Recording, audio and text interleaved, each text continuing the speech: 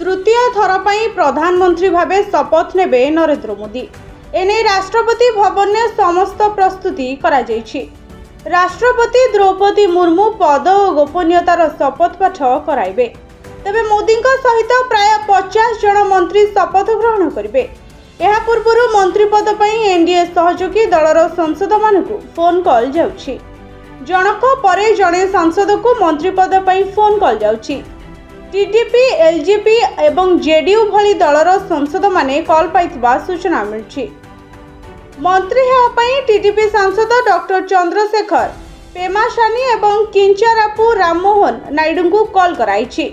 यह व्यतीत जेडीए राज्यसभा सांसद रामनाथ ठाकुर को मध्य कॉल कराइछि।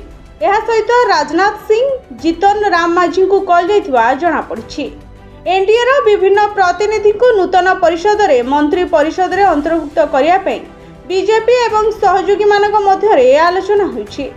अमित शाह एवं राजनाथ सिंह सहित बीजेपी सभापति जेपी नड्डा, टीडीपी मुख्य चंद्रबाबू नायडू, जेडीयू मुख्य नीतीश कुमार एवं शिवसेनार एकनाथ शिंदे मंत्री परिषद रे अंशदार विषय रे आलोचना कराइछि।